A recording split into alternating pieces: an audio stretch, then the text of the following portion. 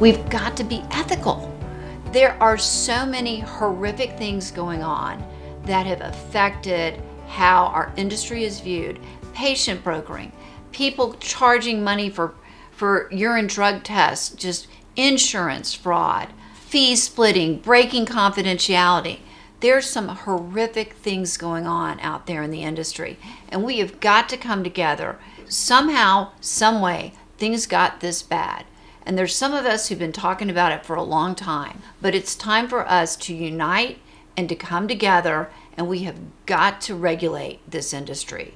There have got to be things that are absolutely unacceptable. When parents go onto the web to try and find a treatment center, it is not safe. They're already lost. They will have call centers that are going to tell them that they can do anything and offer airline tickets, free health insurance, and people will not get to the best type of treatment that they need. It's absolutely unethical, and it's illegal in Florida. It ought to be illegal everywhere.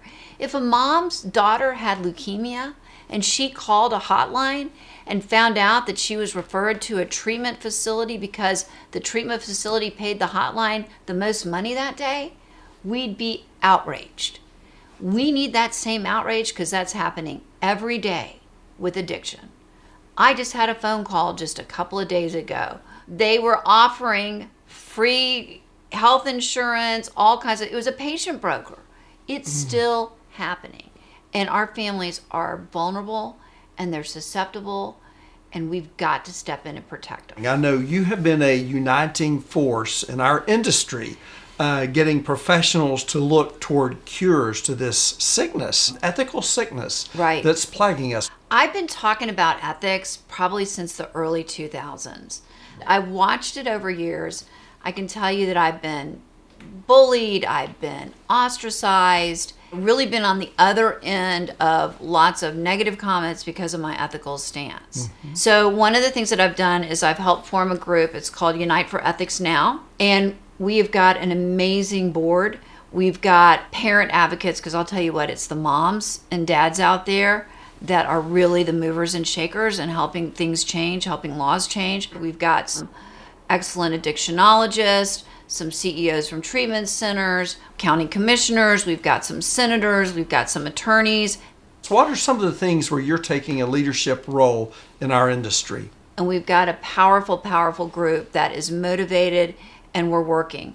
And we want to look at coming up with ethical blueprints to help consumers, to help providers, and to help professionals, so that we can begin to standardize things and to really come in and say, this is exactly what good quality care looks like.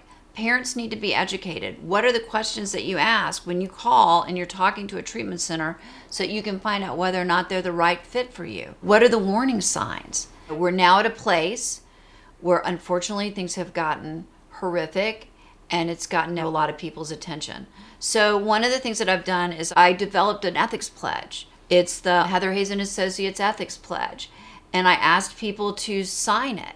And it's just a way of saying, I am committing to the fact that I'm not going to participate in these unethical behaviors. And it's got a standalone website that doesn't link to my website, so that you can go and look people up to see, have they signed the pledge or not. Many months ago, I received one of those e-blasts on an email, and it was Heather Hayes, and it was the pledge. I loved that. I mean, it was just very specific about the ethics that guide our industry. And proudly, we signed that. And I think all providers should sign that. I think all providers should sign it too. I mean, again, it's not a governing force, but it's at least one way to say, I'm committing to doing the right thing. The other thing that I've done is I've been trying to put out as many ethics articles as I can. Published one last month, published one just recently with Dr. Louise Stanger that's going to be coming out soon, because this is a topic we can't forget and we can't let go.